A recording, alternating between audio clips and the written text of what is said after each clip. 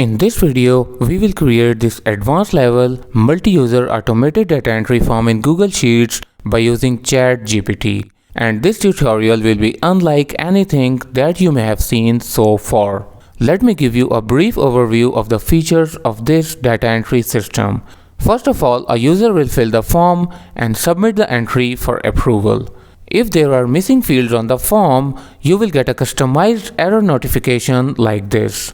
Or if the form is not filled according to the desired conditions, you will not be able to submit the form until all the details are correctly entered. Once the form is successfully submitted, the record will be saved on the next sheet with auto-generated transaction ID, transaction status, and timestamp. Then another user will approve or reject the transaction. If the user is authorized, the transaction will be approved. Otherwise, the form will show an error that you are not authorized to approve, and the transaction details will be updated automatically on the next sheet. But we will not stop here. We will add even more advanced level features like update transaction, reverse transaction, change transaction status, and auto-revert direct changes to the output sheet, which will ensure data integrity and eliminate the chances for any errors or duplicate entries. Finally, you would be able to generate a PDF report like this based on the start and end date. And don't worry, you don't need advanced Google Sheets knowledge to do this. I will explain everything step by step, so after watching this tutorial, you would be able to create an advanced data entry system like this based on your specific requirements. I have provided all the materials in the description of this video, so you can download them and follow along if you want to. And in my last video, someone asked me to show the prompt writing process. So in this tutorial, I will also share some important points that will help you write effective prompts for your projects. With that being said, let's get started. First of all, you will go to sheets.google.com and create a blank Google Sheet. So basically, we are building a data entry system to record cash receipts and cash payment transactions for our business. So first of all, I will give a name to my Google workbook. I will rename it to Cash Book. And I will create 3 sheets in this workbook with the following names: Chart of Accounts, Form, and Ledger.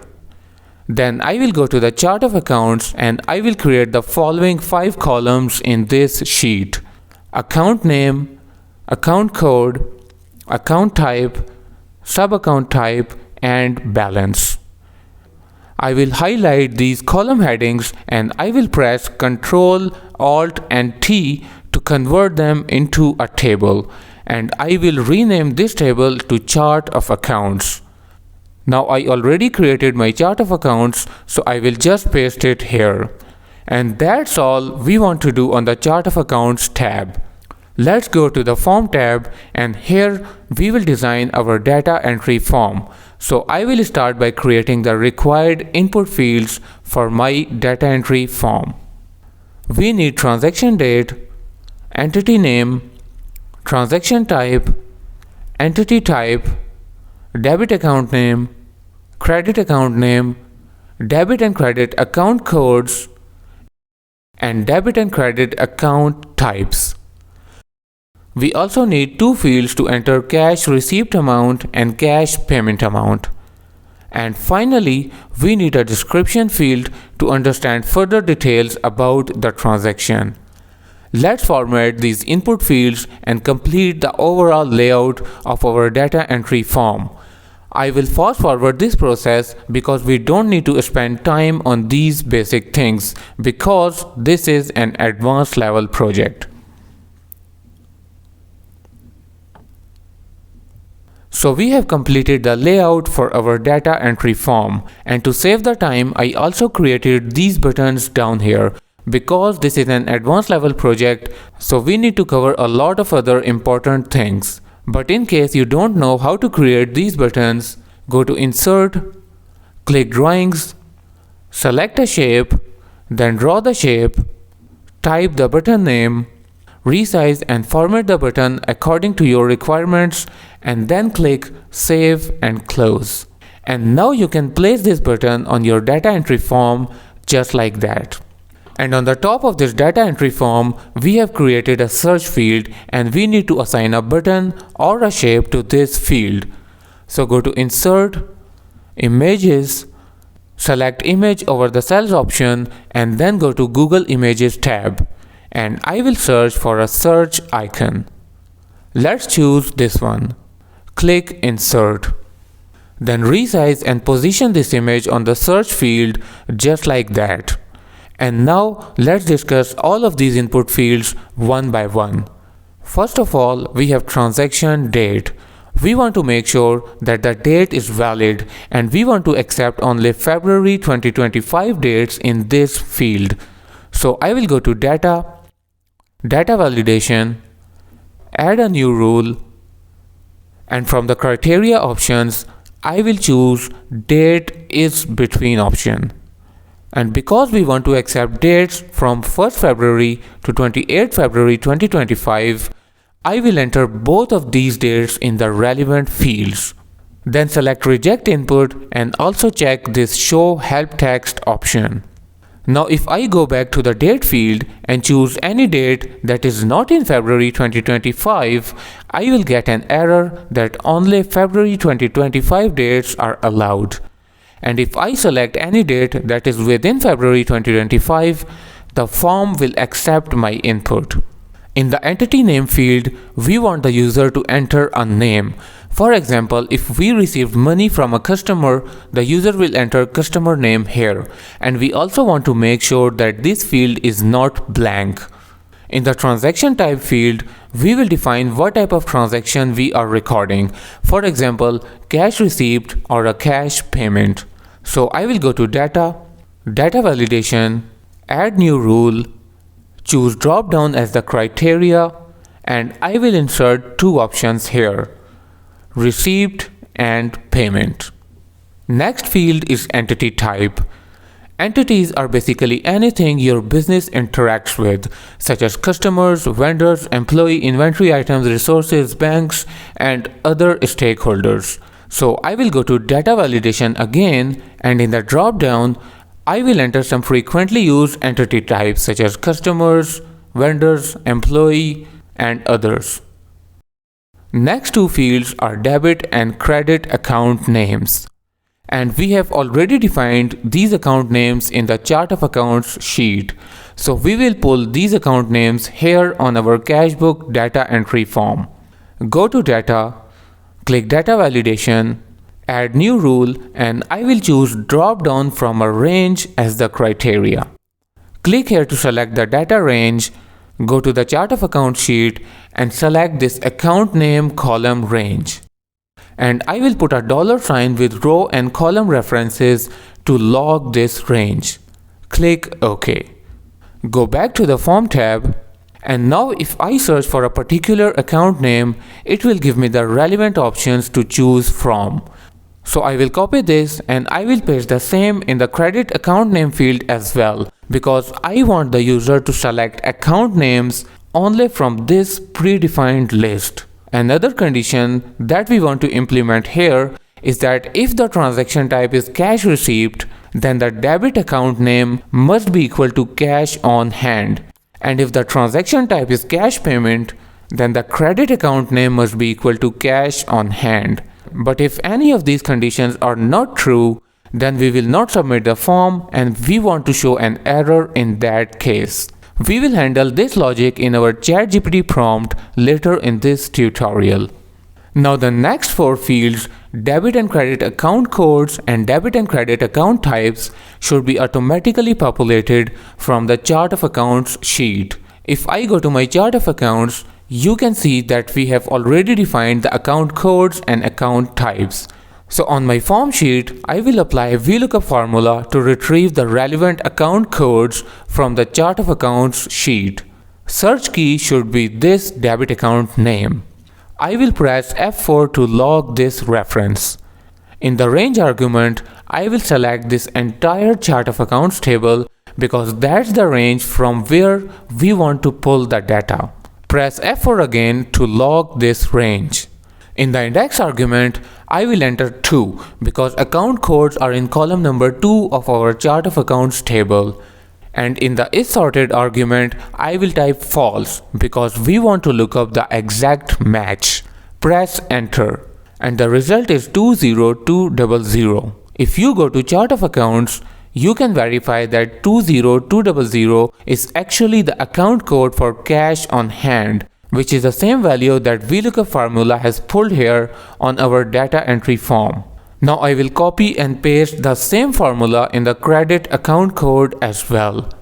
Press F2 to go to the formula edit mode and change the cell reference to credit account name. Then I will copy the same formula down here in the debit and credit account type fields. And I will change the column index to 3 in both of these formulas because account types are in column number 3 of our chart of accounts table. Now if I change the account name, both of these fields will update accordingly. After this, we have two fields for debit and credit amounts. These two fields must be equal and we will only accept numbers in this field. Finally, we have the description field and we want to make sure that this field is not blank. And once all of these details are correctly filled in and the user clicks, for example, send for approval button, then I want to automatically save all of this data here on the ledger sheet. On this sheet, I already created a table and named this table as cash ledger. But notice that this table has some additional fields and we have not created these fields in our data entry form. For example, transaction ID, status, and timestamp. These fields will be generated and updated dynamically based on the action performed by the user on the data entry form, as we will see in a moment when we execute different functions. Alright, now that we have understood the overall logic of our data entry system, let's move on to the next step and discuss ChatGPT prompting. So here are my prompts, and because this is an advanced level project, we will not be using a single prompt. Actually, I have like 10 plus prompts here. As you can see, this is a really long document. So to make the things easier to understand, I will first give you a brief overview of prompt writing sequence and then I will explain some important points that will help you write better prompts. First of all, when you're writing the prompt, define your objective in 2 or 3 short sentences. Then define your data structure as I did here in my prompt. For example, the name of my Google workbook, how many sheets I have, and what are the names of those sheets. After this, I have described specific details about my data structure. For example, in which cell I have the transaction date, entity name, and other details. And finally, I have told ChatGPT what needs to be done. So that's my prompt writing sequence, and I always write my prompts using this exact sequence. Now in this prompt, there are 3 important points that I want to explain. Number 1, look at this sentence. I have specifically asked ChatGPT to declare and store these input fields as variables because we will use them throughout this project. And I did this because I don't want to look up and type in my cell references again and again in the prompts. Number 2, notice that in my prompts, I am using these brackets, these double quotes, and these curly brackets with some specific words. These are actually my variables and triggers that I will be referring to again and again in my prompts. For example, note that whenever I am using the word entity name, I am always using double quotes with this word. That's very important because if you don't maintain uniformity in your prompts, ChatGPT will most likely ignore or skip some of the steps, and as a result, you will have to use tens of prompts to achieve the desired result. Number 3, and the most important point. If you see in my prompt, I have asked ChatGPT to first create some separate functions. For example, clear form function. generate transaction ID function, validate form function, generate timestamp function, and after this I ask ChatGPT to create submit for approval function, which is what I actually want in the first step. So for example, we have 11 prompts in this document and we want to execute the validate form function in all of these prompts.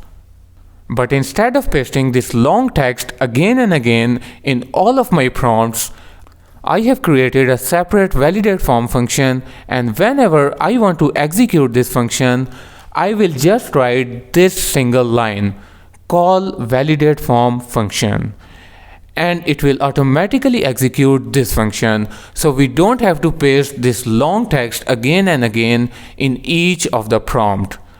This will not only save your time, but it will also prevent your prompts getting too long and complicated. So I hope this helps, and now let's start executing our prompts one by one. First of all, we will deal with these three buttons on our form: send for approval, search, and clear button. And these are covered in the first prompt. So I will copy prompt number 1. Go to ChatGPT, and very important step. Before sending your prompt, make sure to select this reason option, because our prompts are complex, so we want ChatGPT to first analyze our prompt in detail and then respond with the appropriate answer. Paste the prompt and press enter. And you can see that ChatGPT is not responding quickly as it usually do, and it is taking time to analyze our prompt in detail. So almost after 1 minute, ChatGPT has provided us the required code. Now I will copy this code, go back to the Google Sheet, click Extensions, Apps Script, and paste the code here. And we just need 3 functions from this code: clear form, submit for approval, and search function. So I will first copy the name of clear form function. Go back to the Google Sheet, and I will assign this function to the clear button on my form. To do this, click these 3 dots on the clear button, select assign script option, and paste the function name here. Then click OK. Go to apps script again, copy submit for approval function, and assign this function to send for approval button. And using the same method, assign the search transaction function to this search icon on your data entry form. Now let's test if these functions are working properly or not. I will record a new transaction. Let's say that we received money from a customer for bookkeeping services. Transaction type will be cash received because we are receiving the money. Entity type will be customer. Debit account name should be cash on hand. Credit account name should be income. Next 4 fields are automatically populated based on the formula. Amount received is, let's say, $250. I will write a short description, and let's click send for approval button. We don't get any errors and the transaction is successfully submitted for approval. Plus the form is also cleared automatically. Let's go to the ledger sheet, and there you can see that all the details are successfully saved. Transaction ID is automatically generated in the first column. Other transaction details are correctly saved in the desired columns. And most important, the amount is correctly recorded in the debit amount column because it is a cash received transaction, so the amount is supposed to be recorded in this column. Debit and credit account names are also saved in the correct columns. And the transaction status is automatically set to pending approval with yellow color, which is exactly what we wanted. And finally, in the last column, we have got the timestamp with current date and time generated dynamically using the timestamp function. Now let's record a cash payment transaction and verify if that's also working properly or not. Let's say we paid a telephone bill. I will choose payment as the transaction type. Entity type should be vendor. Debit account name should be, let's say, telephone expense, and credit account name will be cash on hand. Enter debit and credit amounts, write a description, then click Send for Approval button again. Let's go to the Ledger tab and verify this. And you can see that the transaction is properly saved on the next row. Specifically, we want to make sure that the amount is recorded in the credit amount column because this is a cash payment transaction. So the Send for Approval function is working correctly according to our requirements. Now I will copy this transaction ID from here, go to the data entry form and paste this transaction ID in the search field. Then click this search icon to check if search transaction function is also working properly. So the transaction record is successfully pulled from the ledger sheet and all the transaction details are populated on our cash book form, which means that this function is also working as expected. Now I will click this clear button and you can see that the form is successfully cleared. Finally, let's record a new transaction and enter some wrong values to check if form validation is also working according to the conditions that we have defined in our prompt. Let me fill in all the form fields and then we will check them one by one. First of all, I will remove the date and then I will try to click Send for Approval button. And you can see it is not submitting the form and giving the date missing error. Let's remove entity name and click Send for Approval button again. Now we are getting entity name missing error. Let me change the transaction type to payment. And now this transaction is wrong because for a cash payment transaction, the cash on hand account must be credited. Click the submit button again and although all the fields are filled in, but we will still get the error that credit account code must be 20200 for a cash payment transaction. So this logic is also working correctly. And also notice that it is not giving a general error description. Instead, it is dynamically checking the error type and giving the exact description of the error. Finally, I will try to change one of the amounts. Let's put $200 in the debit amount field. Click submit button again, but because the debit and credit amounts are not equal, it will show the error and will not submit the form. And once I enter everything correctly and submit my entry again, it should now submit the form and save my transaction in the cash ledger. So now that everything is working fine, let's move on, and the next step is to deal with this update button. Note that right now we are only interested in getting the things working correctly, and later in this tutorial we will implement advanced logics step by step. For example, who should approve the transaction, who should not approve the transaction, and under which conditions a transaction should be approved, rejected or reversed. So let's go back to the prompt document and I will copy prompt number 2, which is related to the update transaction function. Go to ChatGPT, paste the prompt and press enter. Also remember that you have to execute all the prompts in the same chat and keep this think option selected for all of your prompts. So ChatGPT has provided the code for update transaction function. Let's copy that code, go back to the apps script and paste that code right after the previous code. Then copy the function name, go back to the Google Sheet and assign this function to the update button. Go to the Ledger tab, copy any transaction ID and search for that transaction on the data entry form. Let's change the amount of this transaction and click update button. But we have got some error here that says update transaction function is not found. I think I have not saved my code.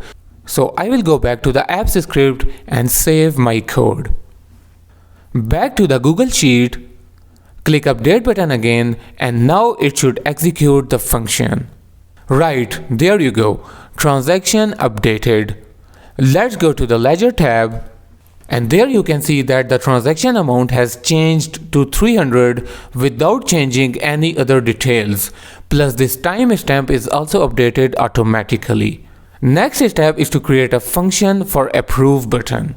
And now that you have got an idea of all the steps, so going forward, I will be doing these steps a little fast because we need to cover a lot of other topics in this tutorial. Let's go to the prompt document and copy prompt number 3. Paste the prompt in ChatGPT and press enter. Then copy the code provided by ChatGPT. Paste the code in F's script. Copy the function name and save the code. Then go back to the data entry form and assign this approve transaction function to the approve button. Now if I just click this approve button, it will throw the error that all fields must be filled. And if I remove transaction ID from the search field and click approve button again, it will still show the error and prompt me to first enter the transaction ID. So I will go to the ledger tab and let's try to approve this first transaction. Copy the transaction ID and search for this transaction on the cash book entry form. Then click approve button. And now it has worked correctly. The transaction is approved. Let's go to the ledger sheet and you can see that now the transaction status has changed to approved with green color. And the timestamp is also updated automatically.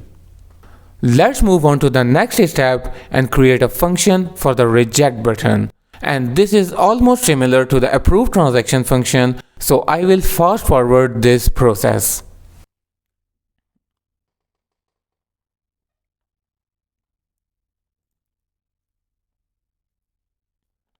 Now let's test the reject transaction function and I will try to reject this second transaction on my ledger sheet. I will copy the transaction ID and search for that transaction on my data entry form. Then click the reject button. And we have got the notification that transaction is rejected. Let's go to the ledger sheet and there you can see that the transaction status is automatically changed to rejected with red color. Also look at the debit and credit amounts which are automatically set to 0. Plus the timestamp is also updated. So until this point, we have completed the basic functioning of our data entry system, and now we will dive into some advanced logics and start implementing different limitations on the functions that we have already created. First of all, I will go to share and I will share this sheet with another person because now we are going to deal with the approval conditions in which only a specific user will have the right to approve, reject or reverse the transaction. So let's go back to the prompt document and first of all we will set a limit on the approve transaction function. Let's understand this logic because this is a very important prompt and all of the remaining prompts are using the same logic. So let me briefly explain what conditions we are going to implement in this function. In the first step, we will check if the sheet operator is a manager. And if sheet operator is not a manager, then we will not proceed with the transaction approval. We will show an error that you are not authorized to approve and exit the function because we want to give transaction approval rights only to the manager. In this example, I will be the manager user and the person with whom I have shared this sheet will be considered as a non-manager user. And in step number 2, we will check if transaction status is equal to pending approval. And if both of these conditions are true, only then we will execute the approve transaction function. Because if the transaction is already approved or rejected, it doesn't make sense to approve the already approved transaction. So let's copy this prompt number 5. Go to ChatGPT again and paste the prompt. Let's wait for ChatGPT to generate the code. And note that ChatGPT is asking us to replace the email with the manager's email. This is a very important step. So inside this code here, we need to replace this email with the actual email of the manager. Now let's copy that code, paste the code in apps script. The name of this function is user approve. So copy the function name and save the code. Then I will go to my data entry form and I will remove the function that was already assigned to the approve button, and I will assign this new user approve function to the approve button. Let's go to the cache ledger and I will copy this first transaction ID which is already approved and search for that transaction on my data entry form. And I think I have made a little mistake here. This function should be assigned to the approve button, but I have assigned it to the send for approval button. So let's quickly fix that. I will change the function name of send for approval button back to the original function name, and then I will assign the user approve function to the approve button. Now if I click approve button, it will show the error that you are not authorized to approve because I have not updated my email in the code. So I will go back to the apps script and here I will replace this with my email. Now let's click approve button again, and because the transaction is already approved, it will show the error that already approved transaction cannot be approved again. If I go to the ledger sheet, you can see that the status of this transaction is already approved, which means that this logic is working properly. Now you might be thinking why I have removed the approve transaction function and how this function will be executed if that is removed. So if you go back to my prompt, you will see here that we are calling the approve transaction function within this prompt. So actually we have not removed the approved transaction function. We just added a layer on top of that function that checks if certain conditions are true or false and then decide if the approved transaction function should or should not be executed. Now let me bring both Google Sheets side by side. The left side sheet is operated by manager and the right side sheet is operated by a non-manager. From the non-manager sheet, let's choose this transaction which is pending approval. Copy the transaction ID and search for this transaction on the data entry form. Then click approve button. And you can see it's giving the error that you are not authorized to approve because this sheet is operated by a non-manager user. Now let me click approve button from the manager's sheet. And the transaction is successfully approved because this sheet is operated by the manager. Go to the ledger sheet and here you can see that the transaction status has changed from pending approval to approved with green color and the timestamp is updated. Now we will implement the same logic for reject transaction button, and because this is similar to the approved transaction function, I will fast forward this process.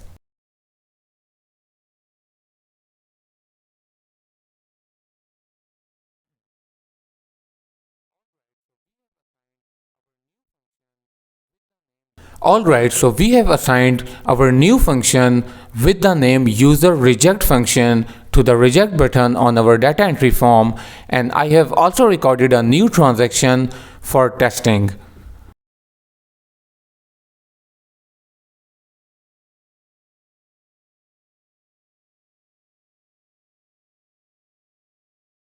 Now let's click reject button from the non-manager sheet. And we are getting the error that you are not authorized to reject.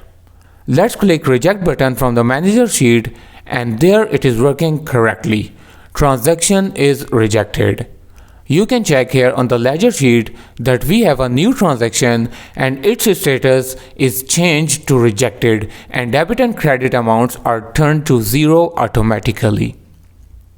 Next step is to set limitations on the update button.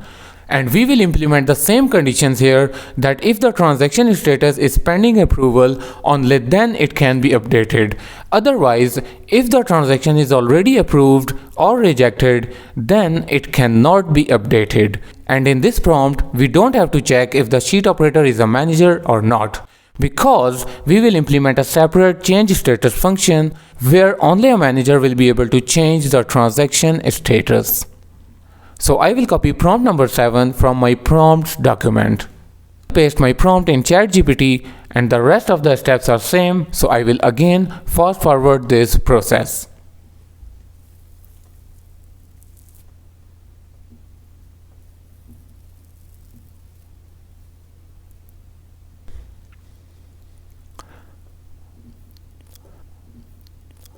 Now let's test this new user update function. I will take this transaction which is already approved, and after searching for the transaction on my data entry form, I will click update button. And because the transaction is already approved, now it will not let me update it. Only the transactions that are pending approval can be updated. Alright, now let's place limitations on the send for approval button. Let's go back to the prompts document and copy prompt number 8. Go to ChatGPT and paste the prompt. Then copy the code provided by ChatGPT and paste the code in app's script. Now before assigning this new function to the send for approval button, let me show you something, because this is a tricky part. Let me search for a transaction ID first. Now this transaction is already recorded on the ledger sheet. If you go to the ledger sheet, here is this transaction. Now let me go back to the data entry form, and what if I accidentally click this send for approval button? Watch what happens. As you can see, it has submitted this transaction for approval. Let's go to the ledger sheet, and you can see that we have a new transaction here. But this transaction is the same transaction that we have already recorded on row number 3. And that's because it does not know that this transaction is already recorded. So to prevent this behavior, we have created a new function with the name user submit for approval. Now let me assign this new function to the send for approval button. Let's search for this transaction again. And now if I click send for approval button again, you will see that it is not submitting the transaction and prompting me to remove the transaction ID from the search field. Let me remove the transaction ID and watch what happens. So as soon as I remove transaction ID from the search field, the form is automatically cleared, and this will make sure that the user should not record the transaction that is already retrieved from the ledger tab, and it will also prevent creating duplicate entries on my ledger sheet. Alright, now we just need to deal with these 3 buttons: change status, reverse transaction, and generate report. And we will only allow manager to change transaction status or reverse the transaction. But the report can be generated by any user, so we don't have any limitations on that. So let's do that. I will go to my prompts and copy prompt number 9. And the remaining steps are same, so I will fast forward this process.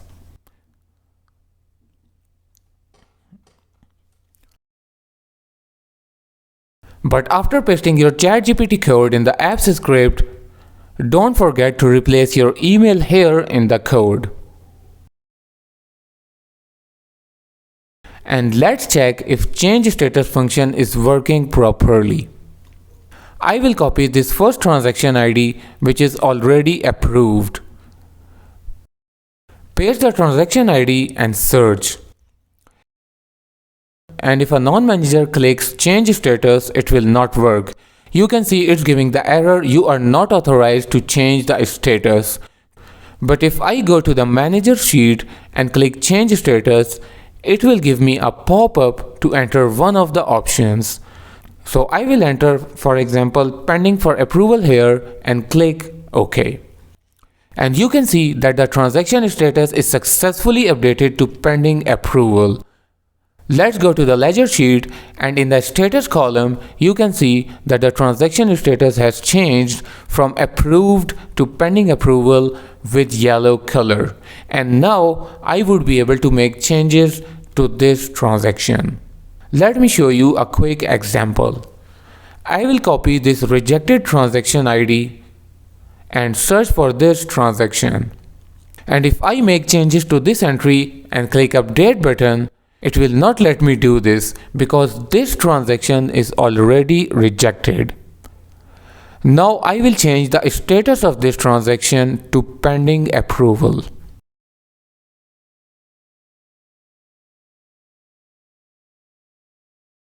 And now if I make changes to this entry and click update button again, it will let me update it because the transaction status has been changed to pending approval. You can also check on the ledger tab that transaction status is changed and the amounts are updated. Now let's deal with the reverse transaction function. Copy prompt number 10 and paste the prompt in ChatGPT. I will again fast forward this process because all the steps are same.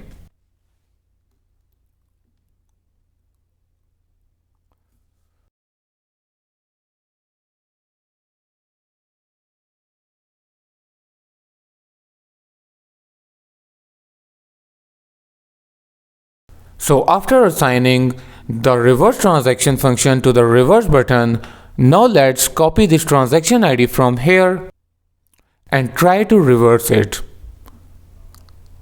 Click the reverse button. And you can see on the ledger tab that a new transaction is created with the reversed status. In the credit amount column, the same amount is recorded with the minus sign.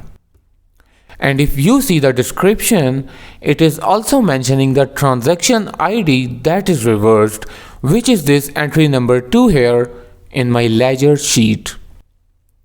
Now let's open non-manager sheet and click reverse button.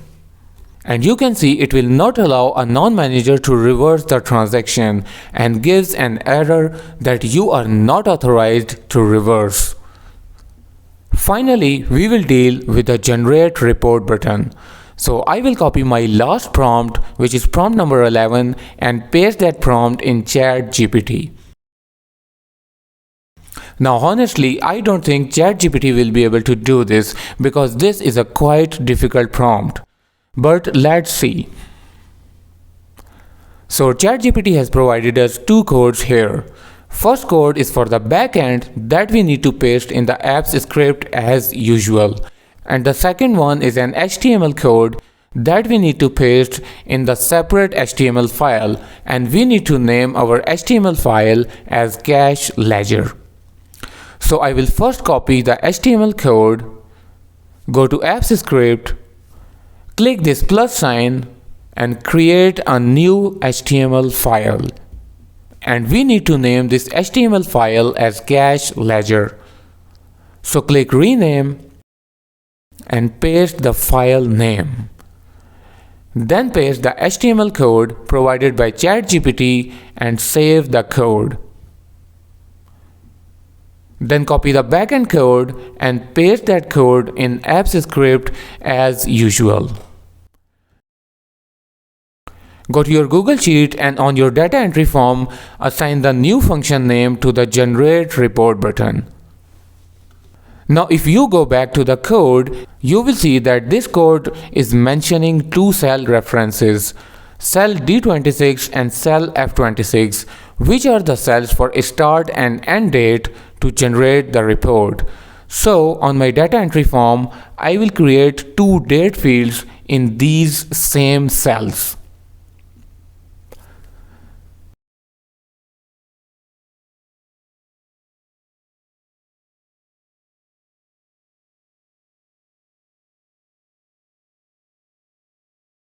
Now let's select the start date and the end date and click generate report button. Let's see if this works. And surprisingly it worked, although I was not expecting it. Just one problem. In the date column, it is giving this long date format, but I don't want that. However, let's click this download PDF button to check if we can download this report as a PDF document. And I think it's not working. So what I will do here is that I will go to Claude AI and I will paste the same prompt here.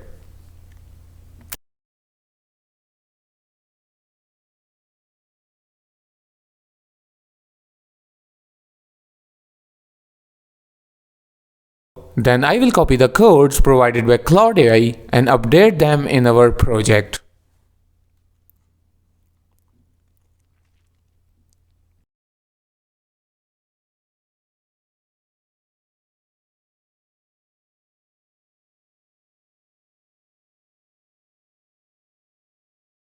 Now I will click the Generate Report button again. And it has successfully generated the report preview, which was also generated by ChatGPT code, but our objective here is to check if it is actually converting this report to a PDF document.